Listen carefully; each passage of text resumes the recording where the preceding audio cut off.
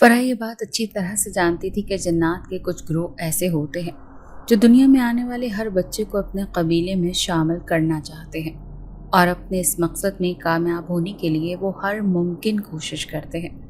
उसे बचपन से ही जन्नात से खौफ महसूस होता था, मगर उस वक्त तो दुनिया की बहादुर तरीन औरत के रूप में गांव के कच्चे रास्तों पर चल रही थी।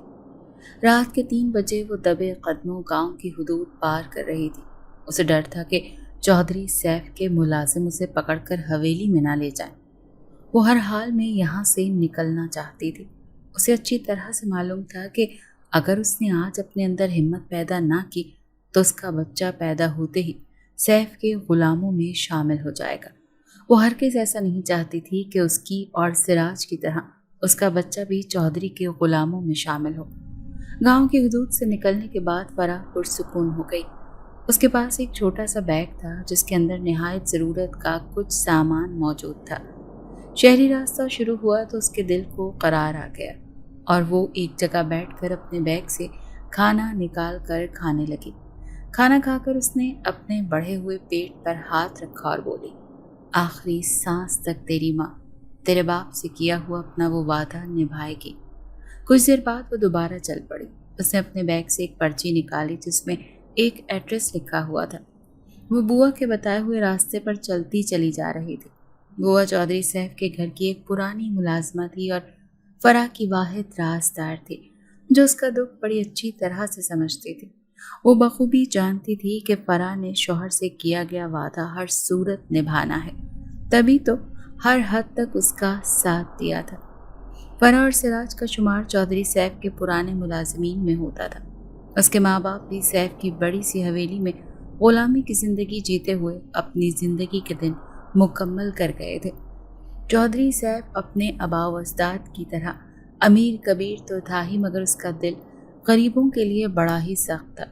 उसने हमेशा चाहा था कि गांव के लोग कभी ज़िंदगी के मैदान में आगे ना बढ़े और हमेशा गुलामी की ज़िंदगी बसर करें। इस कोशिश में वो कामयाब भी रहा था। फराह और सिराज की मोहब्बत की शादी को 1 साल गुजर गया था। दोनों एक जान दो कालिब थे। एक जगह नौकरी करने की वजह से 24 घंटे न सिर्फ एक दूसरे की नज़रों के सामने होते, बल्कि आते जाते एक दूसरे पर नज़र पड़ती तो प्यार भरी निगाह भी डालकर दिल को सैराब कर लेते। वो भी एक आम सा दिन था, मगर वो दिन फराह की ज़िंदगी को स्याह करने वाला था। इस बात से वो बिल्कुल बेखबर थी। सुबह सारे मुलाजिम अपने रोज़मर्रा के कामों में मसरूफ़ हो जाया करते थे। सैफ का छोटा बेटा फहद शिकार करने के लिए जाना चाहता था। सैफ ने पहले पहल तो उसे मना करना चाहा, क्योंकि अभी सिर्फ वो 15 बरस का था, मगर वो किसी तौर न माना तो सैफ ने सिराज को उसके साथ भेज दिया। सिराज फराह को अलविदा कहकर फहद के साथ चल पड़ा। फराह ने इस बेहादत से सिराज के दूर जाने तक मुस्कुराती नज़रों से उसे देखा, मगर इस बात से वो बिल्कुल बेखबर थी कि आज सिराज की ज़िंदगी का आखिरी दिन है और वो उसे हमेशा के लिए छोड़ कर जाने वाला है। उन दोनों को गए हुए चंद घंटे ही गुजरे थे कि सैफ के मुलाजिम भागते हुए आए और कहने लगे कि सिराज को गोली लग गई है। छोटे साहब ने शिकार करने के लिए निशाना बनाया तो गलती से सिराज को गोली लग गई। उसको बर वक्त अस्पताल पहुंचाया जा चुका है। अब अगर कोई उसे देखने के लिए जाना चाहे तो वो अस्पताल में मौजूद है, जाकर देख ले। चौधरी सैफ को जब बेटे का कारनामा पता चला तो उसने कहा, खबरदार अगर किसी ने मेरे बेटे का नाम भी लिया तो अच्छा नहीं होगा। फहद ने सिराज को गोली नहीं मारी, बल्कि उसने खुद ही अपनी जान लेने की कोशिश की है। चौधरी सैफ ने न सिर्फ बगैर देखे और बगैर किसी की जांच के अपना फैसला सुना दिया, बल्कि अस्पताल जाकर फौरन सिराज से मुलाकात करके न जाने उसे क्या कहा कि उसने सारी हकीकत पुलिस से छुपाई और चौधरी के कहने पर झूठा बयान दिया। फराह इस वक्त अस्पताल में सिराज के साथ मौजूद थे और ये सारा ही खेल देख रही थी। सैफ के इस जुल्म पर उसका दिल खून के आंसू रो रहा था, लेकिन वो एक कमज़ोर औरत थी। इस वक्त कुछ भी कहने और सुनने की हालत में नहीं थी। अपने शौहर को ज़िंदगी और मौत की कश्मकश में देखकर सब्र करने के अलावा वो कुछ नहीं कर सकती थी, क्योंकि वो अच्छी तरह से जानती थी कि सैफ के खिलाफ कोई लफ्ज़ भी मुंह से निकालने के जुर्म में सैफ उसे पूरे गांव से ही गायब करवा देगा और किसी को उसका नामो निशान भी नहीं मिलेगा, जबकि उसे अभी अपने शौहर और होने वाले बच्चे के लिए जीना था। काफ़ी ज़्यादा खून बह जाने की वजह से سراج کی حالت مزید خراب ہوتی جا رہی تھی۔ فرح کا اسے دیکھ کر رو رو کر برا حال تھا۔ سراج نے روتی ہوئی فرح کو ہاتھ کے اشارے سے اپنے قریب بلایا تو وہ دوڑ کر اس کے پاس گئی۔ میں تم سے معافی چاہتا ہوں، شاید میں مزید زندگی کا بوجھ نہ اٹھا سکوں، کیونکہ تکلیف کی وجہ سے میری جان نکل رہی ہے، مگر میں تم سے ایک وعدہ لینا چاہتا ہوں کہ جس طرح غلامی کی زندگی میں نے اور تم نے بسر کی ہے، یہ زندگی ہمارے بچے کو نہ ملے۔ تم یہاں سے کہیں دور چلی جانا، جہاں تمہیں سیف کا نام و نشان بھی نہ ملے، ورنہ تم جانتی ہو کہ ہمارا بچہ بھی کل ناانصافی ہی سہے گا اور اس کا شمار بھی یہاں کے امیروں کے غلاموں میں ہوگا۔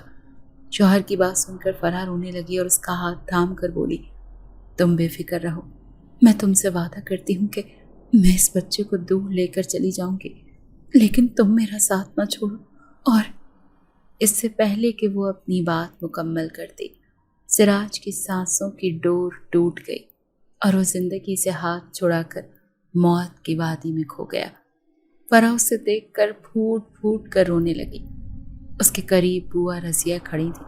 اس نے فرح کو گلے لگایا اور بولی، زندگی اور موت خدا کے ہاتھ میں ہے، ہم کچھ نہیں کر سکتے، صبر کر میری بچی، صبر کے سوا کوئی چارہ نہیں۔ فرح روتے ہوئے بولی، کیا ہم ان امیر لوگوں کے خلاف کبھی کچھ نہیں بول سکتے جو اپنی اولادوں کو بڑا قیمتی اور غریبوں کی جانوں کو بالکل ہی بے مول اور فالتو سمجھ لیتے ہیں؟ فرح کی بات سن کر بوا رضیہ کی آنکھیں ابل پڑیں اور اس نے جلدی سے آگے بڑھ کر فرح کے منہ پر اپنا ہاتھ رکھ دیا اور بولی، خبردار میری بچی، اگر آگے ایک بھی لفظ اور بولا تو اگر کسی نے سن لیا تو یہ لوگ تیری بھی جان کے دشمن بن جائیں گے۔ فرح پھوٹ پھوٹ کر رو دی۔ وہ بھی جانتی تھی کہ وہ سیف کے خلاف کوئی قدم نہیں اٹھا سکتی، کیونکہ وہاں کا قانون بھی اس کا خریدا ہوا تھا اور اس کے پاس اپنے حق میں جھوٹی گواہیاں بھی تھیں، اور اس نے اپنی پارسائی کے قصے پہلے ہی سے میڈیا پر پھیلا رکھے تھے۔ بوا نے فرح کا بہت خیال رکھا اور سراج کے مرنے کے بعد اس کی دل جوئی کرنے میں کوئی کسر نہیں چھوڑی۔ میری پیاری بچی، میں جانتی ہوں کہ تو نے اپنے شوہر سے وعدہ کیا تھا۔ بہادر عورتیں جب بستر مرگ پر شوہر سے کوئی وعدہ کرتی ہیں تو ان سے ضرور پورا کرتی ہیں۔ فرح نے کہا، میں اپنے وعدے کو کس طرح پورا کر سکتی ہوں؟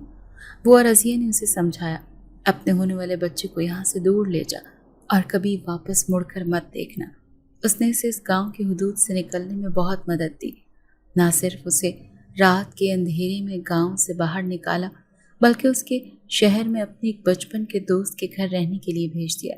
فرح نے وہاں پہنچ کر بوا کو دیا ہوا خط ان کے دوست کو دکھایا تو شہناز نامی اس عورت نے اسے اپنے گھر رکھ لیا، مگر وہ ایک تیز مزاج کی عورت تھی اور اس نے فرح سے صاف کہہ دیا تھا کہ بچہ پیدا ہونے کے بعد اسے اپنے گھر میں نہیں رکھے گی، اسے اپنا دوسرا ٹھکانہ تلاش کرنا ہوگا۔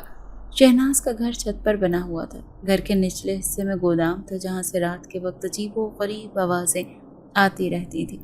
فرح کو پہلی رات بڑا خوف محسوس ہوا۔ وہ صبح اٹھی تو اس نے شہناز سے ذکر کیا تو وہ بولی، پریشان ہونے کی ضرورت نہیں ہے، میں یہاں 50 برس سے رہ رہی ہوں، آج تک مجھے ان لوگوں نے کوئی نقصان نہیں پہنچایا۔ تم تو جانتی ہو کہ میرا اس دنیا میں کوئی نہیں ہے، میرا گزارا اس گودام سے آنے والے کرائے سے ہی ہوتا ہے، اسی لیے کبھی بھول کر بھی آصف کا ذکر کسی سے مت کرنا، ورنہ کوئی یہاں نہیں رکے گا اور میری جگہ ویران ہو جائے گی۔ یہاں سے حاصل ہونے والی آمدنی سے ہی میں اپنا گزارا کرتی ہوں۔ فرح اس کی بات اچھی طرح سے سمجھ چکی تھی۔ 2 ماہ بعد فرح نے ایک پیاری سی بیٹی کو جنم دیا جس کا نام اس نے حیا رکھ دیا۔ حیا بہت خوبصورت تھی۔ اسے پانے کے بعد فرح بہت فکر مند رہنے لگی، کیونکہ اس کی زندگی اب عجیب و غریب واقعات سے بھر چکی تھی۔ رات کے وقت اسے ایسا محسوس ہوتا جیسے کمرے میں اس کے علاوہ بھی کوئی موجود ہے جو حیا پر نظر رکھے ہوئے ہے۔ اس رات بھی وہ حیا کو سلا کر سوئی تو کوئی دبے قدموں کمرے میں چلا آیا۔ فرح کی فوراً آنکھ کھل گئی۔ اس نے دیکھا کہ ایک جن حیا کے اوپر جھکا ہوا ہے۔ فرح کی جان نکل گئی۔ وہ تیزی سے حیا کی طرف بڑھی اور اسے اٹھا کر سینے سے لگا لیا۔ ننھی سی حیا بے خبر سو رہی تھی، جبکہ فرح کی تو جیسے جسم سے جان ہی نکل گئی۔ فرح کو باخبر پا کر جنزاد بڑی تیزی سے کمرے سے باہر نکل گیا۔ اس وقت اسے صرف اپنی بیٹی کی فکر تھی۔ اس کے دل سے ہر ڈر، ہر خوف نکل چکا تھا۔ ایک ماں جب اپنے بچے کی حفاظت کرنے کی ٹھان لیتی ہے تو پھر اس سے بڑھ کر بہادر کوئی نہیں ہوتا۔ فرح جن کے پیچھے دوڑی جیسے آج وہ سارا حساب بے باک کرنا چاہتی ہے۔ ایک سایہ سا فرق کے آگے دوڑ رہا تھا، جبکہ وہ اس کے پیچھے دیوانہ وار چلتے ہوئے کہہ رہی تھی کہ رک جا، میں کہتی ہوں رک جا، تم آخر میری بیٹی کے پیچھے کیوں پڑ گئے ہو؟ تمہیں ہمارا پیچھا چھوڑنا ہوگا۔ جس طرح ہم تمہاری زندگی میں دخل اندازی نہیں کرتے، اسی طرح تم بھی ہماری زندگی میں دخل اندازی مت کرو۔ فرح نے غصے سے کہا تو جن نے پلٹ کر اس کی طرف دیکھا اور مسکراتے ہوئے بولا، ہم کسی کی زندگی میں دخل اندازی نہیں کر رہے، ابھی تو ہمارا انتقام لینے کا وقت قریب آیا ہے۔ تم بے فکر رہو، ہم بس اپنی حیا کو لے کر چلے جائیں گے، اسے کوئی نقصان نہیں پہنچے گا، بے فکر رہو۔ جن یہ کہہ کر ہوا میں تحلیل ہو گیا، مگر فرح کی دنیا تہ و بالا کر گیا۔ اس پوری دنیا میں ایک وہی تو تھی اس کے جینے کا سہارا، اور اب جنات مصیبت بن کر ان دونوں کی زندگی میں داخل ہو گئے تھے، اور انتقام کے بارے میں تو وہ بالکل بے خبر تھی۔ آخر وہ کس انتقام کا ذکر کر کے گیا تھا؟ فرح پوری رات کھلی آنکھوں سے یہی بات سوچ رہی تھی۔ اس گھر کے علاوہ کسی دوسری جگہ بھی جا نہیں سکتی تھی۔ شہناز نے اسے ہمیشہ کے لیے اپنے گھر رکنے کی اجازت دے دی تھی۔ وہ مزاج کی تیز ضرور تھی، مگر دل کی بری ہرگز نہ تھی۔ اس نے ہر طرح سے فرح کا خیال رکھا تھا، اور ننھی سی حیا بھی اسے اپنی جان سے زیادہ پیاری ہو گئی تھی، جس کے پیدا ہونے کے بعد نہ صرف اس کا اکیلا پن دور ہو گیا، بلکہ وہ گھنٹوں اس کے ساتھ کھیل کر اپنا دل بہلاتی تھی۔ وہ زیادہ تر بیمار رہتی تھی، اور یہی وجہ تھی کہ فرح اسے کوئی پریشانی نہیں دینا چاہتی تھی، تو اس نے جنات کا ذکر شہناز سے نہیں کیا۔ ویسے بھی شہناز نے خود جنات کا ذکر کرنے سے سختی سے منع کیا تھا۔ یہ بات علاقے میں پھیل جاتی تو نیچے کوئی کرایہ دار نہ رکتا۔ فرح اندر ہی اندر فکر کے مارے گھلی جا رہی تھی۔ وہ چاہتی تھی کہ جلد از جلد جنات اس کا پیچھا چھوڑ دیں۔ وہ ہر رات جاگ کر جن کا انتظار کرتی، مگر ایسا لگتا تھا کہ وہ اسے سولی پر لٹکا کر خود نہ جانے کہاں چلا گیا ہے۔ وہ سائے کی طرح حیا کے پاس رہتی اور اس کا خیال رکھتی۔ کبھی کبھار تنہائی میں رو پڑتی کہ وہ کس مصیبت میں گرفتار ہو گئی ہے۔ جن دوبارہ اس کے روبرو تو نہیں آیا، مگر حیرت انگیز واقعات مسلسل جاری رہے۔ کبھی حیا کے کپڑوں پر خون کے نشانات ملتے تو کبھی اس کے بال جلے ہوئے ہوتے۔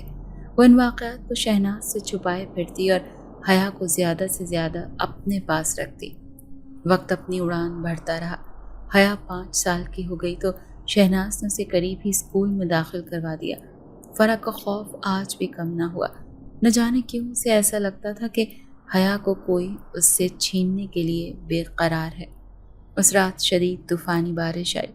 ٹھنڈ پھیلی تو حیا کو بخار ہو گیا۔ فرح نے بیٹی پر گرم پٹیاں رکھیں اور پھر اسے سلا کر خود بھی سونے کے لیے لیٹ گئی۔ نیند تو سالوں پہلے اس کی آنکھ سے روٹ چکی تھی۔ اسے سراج کی یاد ستاتی لگی۔ اگر آج وہ زندہ ہوتا تو فرح اتنے مسائل کا شکار نہ ہوتی۔ وہ یہ باتیں سوچتی ہوئی نہ جانے کب نیند میں کھو گئی۔ رات کا نہ جانے کون سا پہر تھا۔ اسے ایسا محسوس ہوا گویا کسی نے اسے جھنجھوڑ کر اٹھایا ہو۔ وہ ہڑ بڑا کر اٹھ بیٹھی۔ سامنے حیا کے اوپر ایک لمبی اور سیاہ بالوں والی چڑیل جھکی ہوئی تھی۔ فرح دوڑ کر اس کے قریب گئی اور بولی، کون ہو تم؟ یہاں کیوں آئی ہو؟ میں یہاں اپنے بیٹے کی موت کا بدلہ لینے آئی ہوں۔ اس نے اپنی بڑی اور خوفناک آواز اور آنکھوں کو بھیانک انداز میں گھما کر کہا تو فرح بولی، تمہارے بیٹے کی موت کی قصوروار میری بیٹی کیسے ہو سکتی ہے؟ فرح کا سوال سن کر چڑیل ایک دم غصے میں آ گئی اور اسے گھورتے ہوئے ہوا میں تحلیل ہو گئی۔ فرح کے لیے اب مزید الجھن میں رہنا مشکل ہو گیا۔ اس نے گھڑی پر نگاہ دوڑائی تو اس وقت رات کے 3 بجے تھے۔ زیادہ تر واقعات رات کے پچھلے پہر ہی پیش آتے۔ فرح آج کسی نتیجے پر پہنچنا چاہتی تھی، تبھی اس نے آج سالوں بعد اپنے اندر ہمت پیدا کی اور اٹھ کر کمرے سے باہر نکل گئی۔ وہ دبے قدموں سیڑھیاں اتر رہی تھی۔ آج وہ جنات سے کھل کر بات کرنا چاہتی تھی۔ یوں خوف کے سائے تلے رہ کر وہ اپنی ساری زندگی نہیں گزار سکتی تھی۔ اوپر سے کھنڈر نما نظر آنے والا گودام میں قدم رکھا تو فرح کا سر چکرا کر رہ گیا، کیونکہ وہ روشنیوں سے جگمگا رہا تھا اور جنات آپس میں گروہ کی صورت میں بیٹھے تھے۔ کچھ جنات نے سر اٹھا کر اس کی طرف دیکھا، لیکن اس پر کوئی توجہ نہ دی، جیسے وہ انہیں دکھائی ہی نہ دے رہی ہو۔ ایک عمر رسیدہ جن اس کی طرف بڑھا اور بولا، آخر کار تمہیں تمہارا تجسس یہاں کھینچ ہی لایا ہے۔ فرح بولی، کیا تم لوگ ایک ماں کے لیے آزمائش پیدا کرنا چاہتے ہو؟ जिन हंसते हुए बोला, अगर हमने किसी के लिए आजमाइश बनना होता तो उसके लिए हमारे पास एक तवील अरसा था, हम ऐसा कर सकते थे। लेकिन शायद इंसान और जिन्नात में यही फ़र्क है कि जिन्नात कभी भी अपने इंतकाम की आग में अंधे नहीं होते, बल्कि जो भी फैसला करते हैं सोच समझ कर करते हैं। फरह ना समझी के आलम में बोली, किस बात का इंतकाम लेना चाहते हो?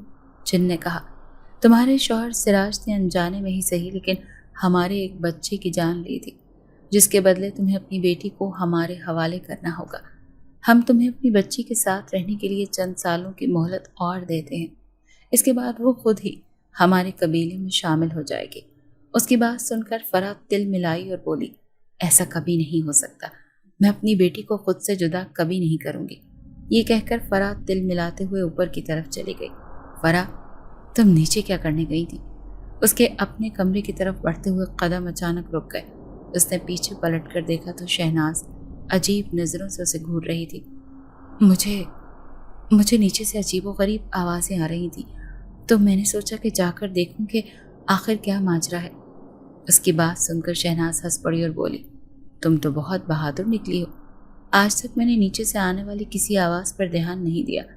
सच पूछूं तो शुरू में बड़ा खौफ महसूस होता था, लेकिन अब तो मैं आदी हो गई हूँ। मैं तो कहती हूँ कि तुम भी आवाज़ों पर तवज्जो न दिया करो। फरह मुस्कुरा कर बोली, बहुत अच्छा करती हैं आप, और आइंदा मैं भी ऐसा ही करूँगी। फरह कमरे में गई तो हया बेखबर सो रही थी। उसने अपनी बेटी की पेशानी को चूमा तो ये देखकर हैरान रह गई कि उसकी आँख के पास खून के चंद कतरे लगे हुए थे।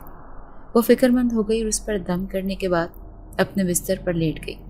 अगली सुबह फरह शहनाज को दवा लेने का बहाना बनाकर एक आस्ताने पर पहुंच गई और यूं आज पहली बार उसने आलिया नामी पीरनी को अपना किस्सा सुनाया। सारी बात सुनकर वो सोच में पड़ गई और बोली, जिन्नात का इंतकाम किसी सूरत ख़त्म नहीं होता।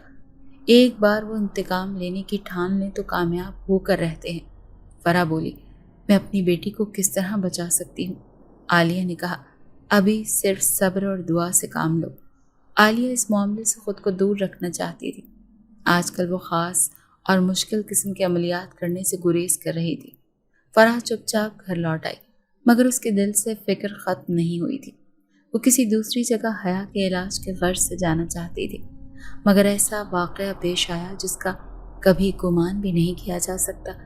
उस रोज़ सुबह के वक्त शहनाज अपने कमरे से ना निकली।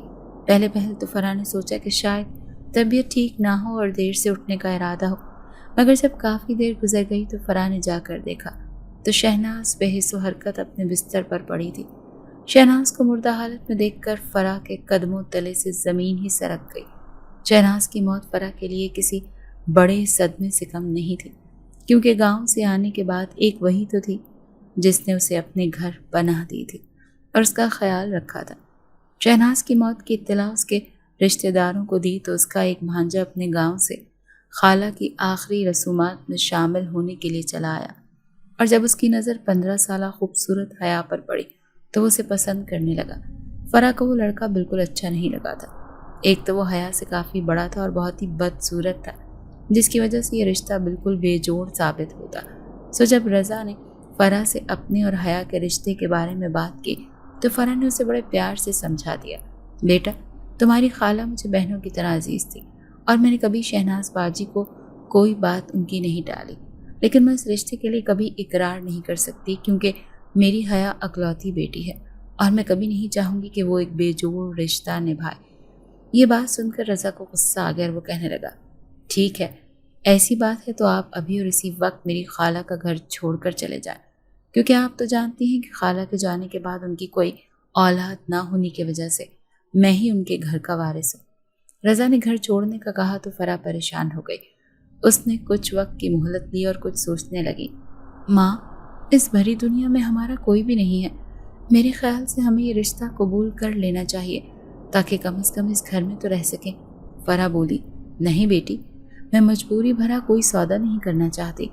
दूसरी तरफ रज़ा दिल ही दिल में मौके की तलाश में था कि कब मौका मिले और वो हया से फ़ायदा उठाए। उस रोज़ हया ने अपनी कुछ सहेलियों के साथ जंगल जाने का इरादा किया क्योंकि उन्होंने कुछ जंगली पौधों पर रिसर्च वर्क करना था। हया को वैसे भी हरियाली बहुत पसंद थी, سو وہ وہاں پہنچی اور کسی منچلی ہرن کی طرح کلانچیں بھرنے لگی۔ اسے جنگل کا نظارہ بہت دل فریب لگ رہا تھا۔ رضا جو کب سے اس کا پیچھا کرتے ہوئے یہاں پہنچ گیا تھا، اس نے حیا کے دوستوں سے کہا کہ آپ لوگ اپنا کام مکمل کر کے واپس چلی جائیں، حیا میرے ساتھ آ جائے گی، میں اس کا کزن ہوں۔ حیا اس وقت ایک درخت سے کچھ پھل توڑنے کی کوشش میں تھی۔ اسے معلوم ہی نہ ہو سکا کہ اس کے پیچھے کیا کھیل کھیلا جا چکا ہے۔ اچانک اسے اندھیرا بڑھنے کا احساس ہوا تو اس نے پیچھے مڑ کر اپنی دوستوں کو دیکھا، جہاں اسے رضا کھڑا دکھائی دیا۔ وہ چہرے پر خباثت سجا کر بولا، اے حسن کی دیوی، تیری ماں نے تجھ تک پہنچنے کے سارے راستے بند کر دیے، لیکن وہ نہیں جانتی کہ رضا کو جو شے پسند آ جائے وہ اسے حاصل کر کے رہتا ہے، چاہے اس کی خاطر مجھے ساری حدوں کو پار ہی کیوں نہ کرنا پڑے۔ رضا نے اس کی طرف قدم بڑھاتے ہوئے چھونا چاہا تو وہ ایک قدم پیچھے ہٹی، مگر رضا پر اس کی ناگواری کا کوئی اثر نہ ہوا اور وہ مزید اس کے قریب آنے لگا۔ حیا کے پاس اب کوئی چارہ نہ بچا تھا، سو وہ ایک ہی جست میں رضا کو پاؤں مار کر پیچھے دھکیلتی ہوئی درخت پر چڑھ گئی۔ درخت پر سوتے ہوئے جنزادے کی آنکھ کھل گئی اور جیسے ہی اس نے اپنے قریب ایک حسین دوشیزہ کو پایا، اس کے دل کی کلی کھل گئی۔ دوسری طرف خوفزدہ سی حیا کا حال بھی مختلف نہ تھا۔ وہ دونوں پہلی نظر کی محبت کا شکار ہو گئے۔ معاف کیجیے گا، آپ کے آرام میں خلل پیدا ہوا ہوگا، دراصل میں اپنی عزت بچانے کی خاطر یہاں آئی ہوں۔ جنزاد نیچے اترا۔ رضا نے اسے دیکھ کر دوڑ لگا دی۔ جنزاد نے حیا کا ہاتھ تھام کر اسے نیچے اتارا اور بولا، جو لڑکی اپنی عزت بچانے کی خاطر جان پر کھیل جاتی ہے، دلوں پر حکومت کرتی ہے۔ اس کی بات سن کر حیا مسکرا دی۔ مجھے لگتا ہے کہ میری دوستیں اپنے گھر چلی گئی ہیں، مجھے اب چلنا ہے، رات کے اندھیرے میں مجھے راستہ دکھائی نہیں دے گا۔ جنزاد بولا، فکر مند ہونے کی بالکل بھی ضرورت نہیں، میں تمہیں گھر چھوڑ آتا ہوں۔ وہ اس کا ہاتھ تھام کر اسے اپنے ساتھ لیے چلنے لگا۔ دوسری طرف فرح حیا کی غیر موجودگی سے فائدہ اٹھانا چاہ رہی تھی۔ وہ ایک عامل سے کچھ تعویذ لائی تھی جنہیں قبرستان میں دبانا تھا، سو وہ حیا کے جانے کے بعد قبرستان چل پڑی تاکہ حیا کی طرف بڑھنے والے جنات کو جلا کر راکھ کر سکے۔ اس نے دبے قدموں قبرستان میں قدم رکھا اور ایک پرانی قبر ڈھونڈ کر اس میں تعویذ دبائے۔ اس وقت جنزادہ حیا کا ہاتھ تھامے چل رہا تھا اور جیسے ہی تعویذ دفن ہوئے، جنزاد کی حالت بری ہو گئی۔ اس کا سر چکرایا اور وہ گول گول گھوم گیا۔ خیر تو ہے؟ حیا بولی۔ تکلیف کے مارے جنزاد کے منہ سے ایک لفظ بھی نہ نکلا اور وہ محض سر ہلا کر رہ گیا۔ وہ حیا کو گھر چھوڑ کر واپس چلا گیا، مگر ساتھ ہی حیا کا دل بھی چرا کر لے گیا۔ آج کئی سال بعد فرح پرسکون نیند سو رہی تھی۔ اسے ایسا محسوس ہو رہا تھا جیسے اس کے سر سے کوئی بڑا سا بوجھ ہٹ چکا ہے۔ آج اسے بڑی بے فکری کی نیند آ رہی تھی، مگر آج حیا کی نیند سے جیسے کوئی دشمنی چل رہی تھی۔ اس نے لاکھ کوشش کی، لیکن جیسے ہی آنکھیں بند کرتی تو جنزاد کا چہرہ اس کی آنکھوں میں گھوم جاتا۔ اس کے چہرے پر پھیل جانے والی تکلیف حیا کی نیند اڑا رہی تھی اور وہ بے چینی سے رات بھر کروٹیں بدل رہی تھی۔ اسی وقت دروازے پر دستک ہوئی تو حیا نے ایک نظر ماں کو دیکھا جو بے خبر سو رہی تھی۔ اس نے سوچا کہ ماں کی نیند خراب نہ ہو، سو اٹھ کر دروازہ کھولا تو سامنے رضا اپنے چہرے پر خباثت پھیلائے کھڑا تھا۔ تمہاری ہمت کیسے ہوئی رات کے اس پہر ہمارے دروازے تک پہنچنے کی؟ حیا نے غصے سے کہا تو وہ بولا، میری جان، ٹھنڈے دماغ سے سوچو اور میرے بارے میں کوئی فیصلہ کرو، ورنہ تم تو جانتی ہو کہ مجھے گھی ٹیڑھی انگلی سے بھی نکالنا آتا ہے۔ میں ابھی اور اسی وقت تمہیں اپنی دلہن بنانا چاہتا ہوں، بولو بنو گی نا میری دلہن؟ اس نے آگے بڑھ کر حیا کا ہاتھ تھاما تو وہ ایک جھٹکے سے دور ہوئی اور بولی، اگر تم نے میرے قریب آنے کی کوشش کی تو میں اماں کو جگا کر ساری بات بتا دوں گی۔ تم ایک بدنیت انسان ہو اور میں تمہیں زیادہ دیر یہاں برداشت نہیں کر سکتی۔ حیا نے یہ کہہ کر دروازہ بند کر دیا۔ اگلے دن اس نے اپنی ماں سے بات کی اور کہا، اماں، جلد از جلد ہمیں دوسرا ٹھکانہ ڈھونڈ لینا چاہیے، کیونکہ شہناز خالہ کی موت کے بعد اب ہمارا یہاں کچھ نہیں رکھا۔ مجھے رضا کی نظریں ٹھیک نہیں لگتی، ہر وقت گھورتا رہتا ہے۔ اس کی بات سن کر فرح سوچ میں پڑ گئی اور بولی، تیرا علاج مکمل ہو جائے تو اپنی نوکری کا بندوبست کرتی ہوں۔ حیا بولی، کس علاج کی بات کر رہی ہو ماں؟ فرح کچھ سوچ کر کہنے لگی، بچپن سے ہی تیرے ساتھ کچھ بلائیں ہیں جنہیں میں تجھ سے دور کر کے تیری شادی کرنا چاہتی ہوں۔ ماں کی بات سن کر حیا نے اپنا سر پیٹا اور بولی، بس کر دو اماں، میں کسی بلا سے نہیں ڈرتی۔ کیا تم نہیں جانتی کہ ہم میں بچپن ہی سے ایک آسیب زدہ گھر میں پل کر جوان ہوئی ہوں؟ बेटी की बात सुनकर फराह सोच में पड़ गई और दिल ही दिल में बोली, मेरी मासूम बच्ची, तू क्या जाने कि तेरी माँ तेरी हिफाजत के लिए कितने साल अजियत में रही है, मगर मैं कभी तुझे जन्नात के हवाले नहीं करूँगी। उसके सर पर बस यही धुन सवार थी। हया की बात अधूरी ही रह गई। अगले दिन दोपहर को खाना खाने के बाद फराह ये कहकर घर से निकल गई कि उसने अपनी एक दोस्त से मिलने के लिए जाना है। हया जिनजात के बारे में सोचकर फिक्रमंद हो रही थी। वो उससे मिलने के लिए जाना चाहती थी। फराह के जाने के बाद वो भी घर से निकल खड़ी हुई। उसका रुख जंगल की तरफ था। उसने जैसे ही जंगल में कदम रखा, एकदम चारों तरफ काली घटाएं छा गईं और देखते ही देखते तेज बारिश होने लगी। हया को अपनी गलती का एहसास हो गया। उसे इस तरह माँ को बिना बताए जंगल में नहीं आना चाहिए था, मगर वो जिनजात की मोहब्बत में मजबूर थी। अब सिवाय पछतावे के और कुछ नहीं किया जा सकता था। सो वो संभल कर चलने लगी। दरख्त की तरफ बढ़ने लगी जहाँ उसे जिनजात मिला था। वो दरख्त के ऊपर देख रही थी, लेकिन उसे वहाँ कोई भी दिखाई नहीं दिया। मुझे पता था कि तुम मुझसे मिलने के लिए ज़रूर आओगी। मैंने कल तुम्हारी नज़रों में अपने लिए मोहब्बत का एक जहान आबाद होते देख लिया था, लेकिन कोई है जो हमें दूर करना चाहता है।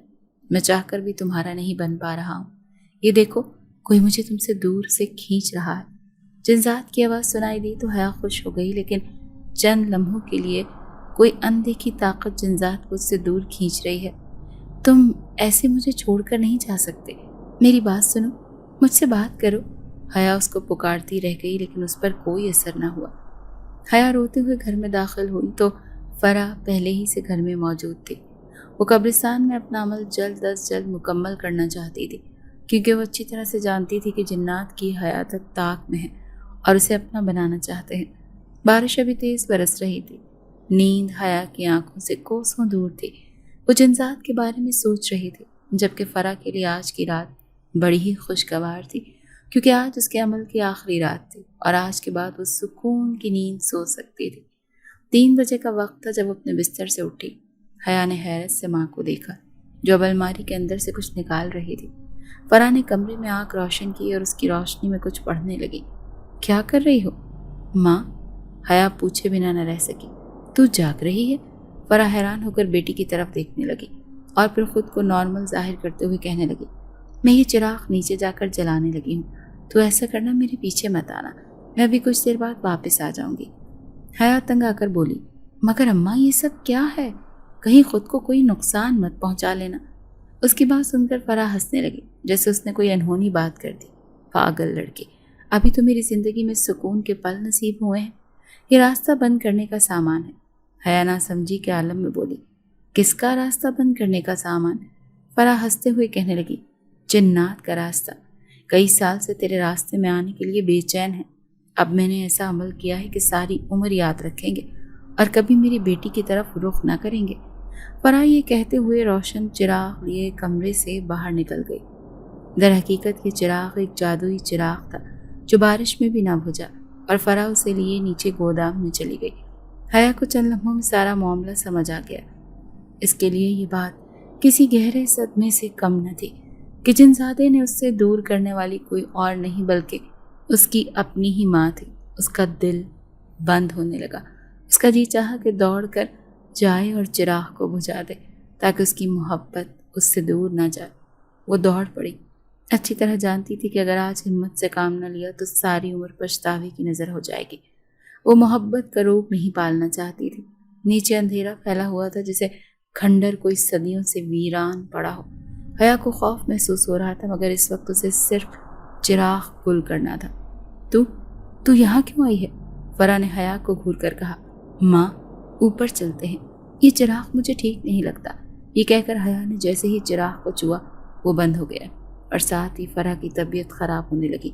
वो अजीब तरह से सांस ले रही थी। हया को पछतावा सा होने लगा। वो माँ को बमुश्किल संभाले ऊपर आई। तूने अच्छा नहीं किया हया, तू बड़ी बेहया निकली। अपनी माँ की सालों की मेहनत मिट्टी में दफन कर दी। मैं तुझे कभी माफ़ नहीं करूँगी। फराह का बस नहीं चल रहा था कि हया का गला ही दबा दे। हया पुरसुकून थी। माँ की तबीयत संभली तो वो गहरी नींद में चली गई।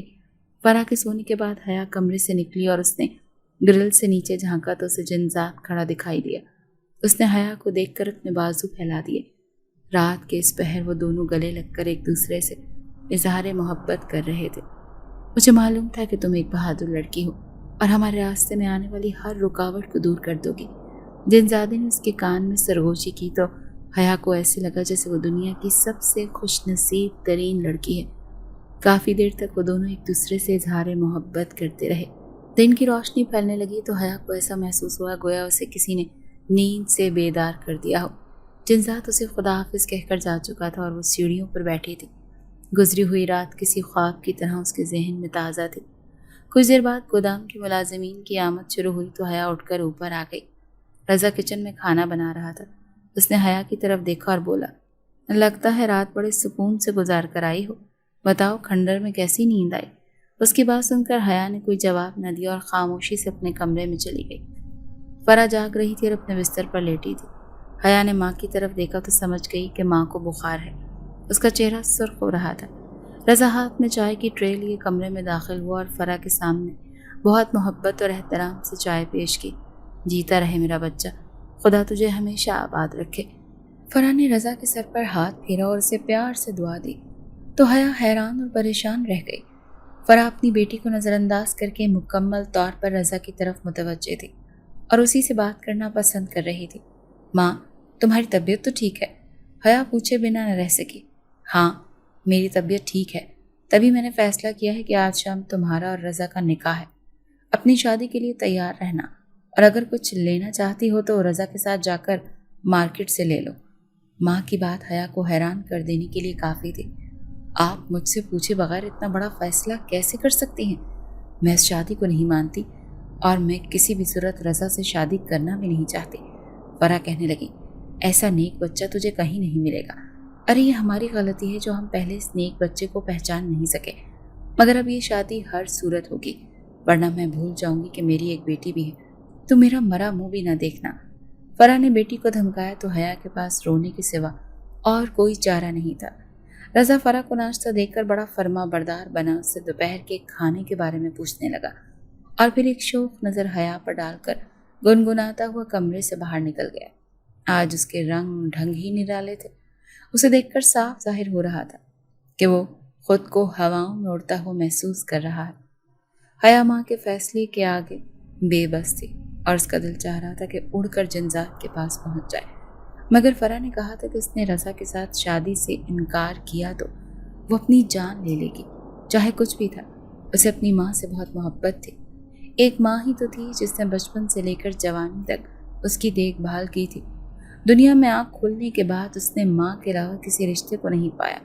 اس کی بڑی آرزو تھی کہ اس کی بھی بہن بھائی ہوتے یا باپ ہوتا، لیکن قسمت ہر ایک کو ہر رشتہ عطا نہیں کرتی۔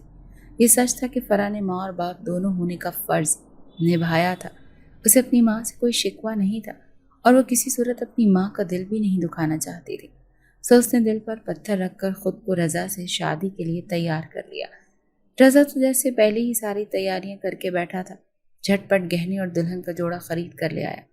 یہی نہیں، اپنے کمرے کو تازہ پھولوں سے سجایا، حجلہ اور روسی تیار کر لیا اور بس اب اپنی دلہن کے ساتھ رات گزارنے کے لیے بے تاب تھا۔ دن ڈھلا تو فرح محلے کی کچھ لڑکیوں کو بلا لائی اور سب نے مل کر حیا کو مہندی لگائی اور پھر تیار کر دیا۔ حیا کا حسن آج قیامت ڈھا رہا تھا۔ فرح نے بیٹی کی خوب بلائیں لی۔ سانولی سی رنگت والے رضا نے جب کھڑکی سے اپنی ہونے والی دلہن کو دیکھا تو اسے اپنی قسمت پر یقین ہی نہیں آیا۔ سچ ہے کہ بعض لوگوں پر قسمت اس طرح بھی مہربان ہوتی ہے۔ رضا کو آج کا دن ایک حسین خواب کی مانند لگ رہا تھا۔ اس نے شادی کے لیے اپنے ہاتھوں سے لذیذ کھانا تیار کیا۔ غرض ساری تیاریاں مکمل ہو چکی تھیں، بس نکاح خواہ کا انتظار تھا تاکہ وہ دونوں ساری عمر کے لیے ایک بندھن میں بندھ سکیں۔ آخر کار رضا کا انتظار ختم ہوا اور نکاح خواہ کی تشریف آوری ہوئی۔ دولہا بنے رضا کو حیا کے برابر میں بٹھایا گیا تو حیا کا جی چاہا کہ وہ چیخ چیخ کر روئے۔ اس نے جنزاد کی دلہن بننے کا خواب دیکھا تھا جو آج بری طرح سے چکنا چور ہو چکا تھا۔ کاش آج کا دن کوئی بھیانک خواب ہو اور جلد ہی میں نیند سے بیدار ہو جاؤں۔ حیا روتے ہوئے سوچنے لگی، لیکن اس کے آنسوں کا کسی پر کوئی اثر نہیں ہوا۔ اسی وقت دھاڑ کی آواز سنائی دی۔ ایک 40 سال عورت دروازہ کھول کر اندر داخل ہوئی۔ اس کے ساتھ 3 چھوٹے بچے تھے جبکہ ایک 2 سال کی بچی اس نے گود میں اٹھائی ہوئی تھی، جسے اس نے رضا کی گود میں لا کر پٹخا اور بولی، कमबख्त मारे, अपनी औलाद मेरे सर थोप कर यहाँ शादी रचा रहा है। मैं तेरा वो हाल करूंगी कि तू याद रखेगा। रजा जो इस सूरत हाल पर हक्का बक्का रह गया था, अब उसका ऐसा हाल था मानो किसी ने चोरी करते हुए रंगे हाथों पकड़ लिया हो। दूसरी तरफ वो लड़की हया से मुखातिब होकर बोली, इस धोखेबाज और मक्कार से शादी करके तुम्हें कुछ भी हासिल नहीं होगा। कल को बच्चों की फौज तैयार करवा कर फिर ये किसी नई लड़की की तलाश में निकल खड़ा होगा। इसीलिए बेहतर है कि अभी और इसी वक्त शादी से मना कर दो, वरना मेरी तरफ से पछताती रह जाओगी। रजा हाथ जोड़कर बोला, मुझे माफ़ कर दो बेगम साहिबा, मुझसे गलती हो गई। ये लड़की क्या शादी से इनकार करेगी, मैं खुद ही मना करता हूँ। बल्कि सच तो यह है कि इसकी बूढ़ी माँ ने मुझसे खुद मिन्नत समाजत की थी कि इस लड़की से शादी कर लो, वरना मेरा तो अभी शादी का कोई इरादा ही नहीं था। मोटी औरत ने रजा को बाजू से पकड़कर घसीटा और बोली, हाँ हाँ, इसके लिए दुनिया के सारे लड़के ख़त्म हो गए थे। मैं तो जैसे तुम्हारी चालबाज तबीयत से वाकिफ़ ही नहीं हूँ। मैंने अपने भाई थानेदार को फ़ोन कर दिया है, 4-5 दिन जेल की हवा खाना, फिर सीधा गांव चलना, बाकी सबक तुम्हें वहीं चलकर सिखाऊंगी। रजा ने अपना सेहरा उतार फेंका और रोनी सूरत बनाकर अपनी बीवी के साथ चल पड़ा। ये शादी ख़त्म हो गई, अब सब लोग अपने घर जा सकते हैं। हया ने चंद आने वाले मेहमानों से कहा तो सब लोग उठकर चले गए। मुझे तो पहले ही ये धोखेबाज लगता था, मगर आपको न जाने इसमें क्या नजर आए कि शादी तय कर दी। वो तो शुक्र है कि उसकी बीवी मौके पर पहुंच गई और मैं बच गई, वरना आपने मुझे बर्बाद करने में कोई कसर नहीं छोड़ी थी। सबके जाने के बाद ही हया माँ से नाराज़ होने लगी, जबकि फराह खुद को बेटी का मुजरिम समझ रही थी। इससे पहले कि वो बेटी को कोई जवाब देती, एक तेज खुशबू से पूरे घर को अपनी लपेट में ले लिया। हया हैरान थी और इधर उधर देखने लगी। कुछ देर के बाद जिनजात के पूरे टोले के साथ घर के अंदर दाखिल हुआ। उसके चेहरे पर गहरी मुस्कुराहट थी। तुम लोग मेरी बेटी को लेने के लिए आए हो ना? फराह के सामने खड़ी होकर डरते हुए बोली तो जन्नात का सरदार बोला, हम हया बेटी का हाथ अपने बेटे के लिए मांगने आए हैं। क्या तुम्हें यह रिश्ता कबूल है? जिनजादे के बाप की ये बात सुनकर फराह सख्ते में आ गई और बोली, इंतकाम? तुम मेरी बेटी से इंतकाम लेना चाहते हो ना? सरदार बोला, हमने तुम्हारी बेटी से इंतकाम लेना मुलतवी कर दिया है, क्योंकि जो किया था उसके बाप ने किया था, उसका कोई कसूर नहीं। और अब ये लड़की सिर्फ और सिर्फ हमारे बेटे की खुशी है और हम अपने बेटी की खुशी का बड़ा एहतराम करते हैं। फराह हिज़यानी अंदाज में बोली, नहीं नहीं, तुम झूठ कह रहे हो। भला एक जिनज़ादा किसी इंसान लड़की को कैसे पसंद कर सकता है? एक जिनज़ादी आगे बढ़ी और बोली, ये दुनिया एक अजायब खाना है और यहाँ नामुमकिनात मुमकिनात में बदल जाते हैं। क्या तुम फैसले का इख्तियार अपनी बेटी को देना चाहोगी? फराह ने हया की तरफ देखा और बोली, क्या तुम एक जिनजात की दुल्हन बनना पसंद करोगी? हया ने सर झुकाकर इकरार में सर हिलाया तो फराह ना चाहते हुए भी हया और जिनजात के निकाह के लिए मान गई। निकाह के बाद हया और फराह फूट फूट कर रोने लगी। फराह के लिए बेटी को खुद से दूर करना बहुत मुश्किल था, मगर हर माँ की तरह उसे भी बेटी को रुखसत करने का कड़वा घूंट भरना पड़ा। हया ने जाते हुए माँ से कहा, मेरे लिए परेशान मत होना माँ, जिनजात मेरी मोहब्बत है और मैं अपनी मोहब्बत को पाकर बहुत खुश हूँ। ये शहर ख़त्म होने के बाद जो पहला गांव शुरू होता है, वहाँ खाली मैदान के साथ जो जंगल है, वहाँ हमारी पहली मुलाकात हुई थी और मैं भी शादी के बाद वहीं लाल हवेली में रहूँगी। मुझसे मिलने ज़रूर आना। हया ने जाते हुए माँ के गले लगकर कहा। हया के जाने के बाद फराह की ज़िंदगी वीरान सी हो गई थी। वो हर वक्त उसकी याद में उदास पड़ी रहती और दरो दीवार को तकती रहती। न जाने क्या वजह थी कि उसके दिलो दिमाग से ये बात महव नहीं होती थी कि जन्नात ने हया का रिश्ता इंतकाम की आड़ में तलब किया है। वो हर वक्त पछताती रहती और हया की शादी उसे अपनी एक संगीन गलती महसूस होती। एक जिनजादे से शादी करने की वजह से आसपास के लोग भी उससे मिलना पसंद नहीं करते थे। ये भी वजह थी कि वो खुद को मुजरिम समझने लगी थी। एक रात उसने हया को ख्वाब में रोते हुए देखा तो परेशान हो गई। उस दिन हया की याद ने ज़्यादा सताया तो वो घर से निकल खड़ी हुई। हया के बताए हुए रास्ते पर आकर वो इर्द गिर्द देखने लगी, मगर कोई घर दिखाई न दिया। आखिरकार एक राहगीर से पूछ बैठी, बेटा यहाँ जन्नात का घर कहाँ है? फराह की बात सुनकर राहगीर बोला, खैर तो है अम्मा, जन्नात का घर क्यों तलाश कर रही हैं? भाई लाल हवेली में तो कभी कोई जाने का सोचे भी ना। फराह लाल हवेली के बारे में पूछती हुई बड़ी मुश्किल से वहां पहुंचने में कामयाब हो ही गई। बड़े से दरवाजे से अंदर दाखिल हुई तो कई मुलाजिम जन्नात ने उसे झुककर सलाम किया और फिर उसे मेहमान खाने में बिठाया गया। کچھ دیر کے بعد تازہ گلابوں کی خوشبو نے فضا معطر کر دی۔ فرح نے سر اٹھا کر دیکھا تو مبہوت ہو کر رہ گئی۔ حیا جنزات کے بازو کے گھیرے میں کمرے کے اندر داخل ہوئی اور ماں کو سامنے پا کر دوڑتی ہوئی آ کر گلے لگ گئی۔ ماں، میں نے تمہیں بہت یاد کیا۔ فرح نے بیٹی کا چہرہ غور سے دیکھ کر سوال کیا، کیا تو خوش ہے؟ حیا نے مسکرا کر اقرار میں سر ہلایا اور ملازمہ کو آواز دے کر کہا، ماں کے سامنے لذیذ کھانا پیش کرو۔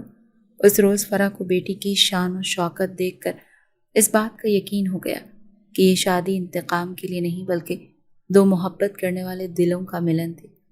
اس روز کے بعد بھی کئی بار بیٹی سے ملنے گئی، مگر کہتے ہیں کہ حیا نے دوبارہ انسانی دنیا کا رخ نہیں کیا۔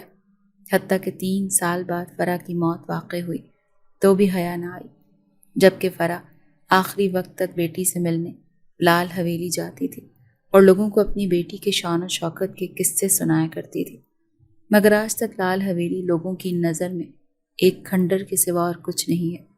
قریبی گاؤں کے لوگوں کو چاند کی 14ویں رات کو اکثر لال حویلی سے کسی لڑکی کے ہنسنے اور پائل چھنکانے کی آواز آتی ہے، تو کئی سال گزرنے کے بعد بھی حیا کی کہانی لوگوں کے ذہنوں میں تازہ ہو جاتی ہے۔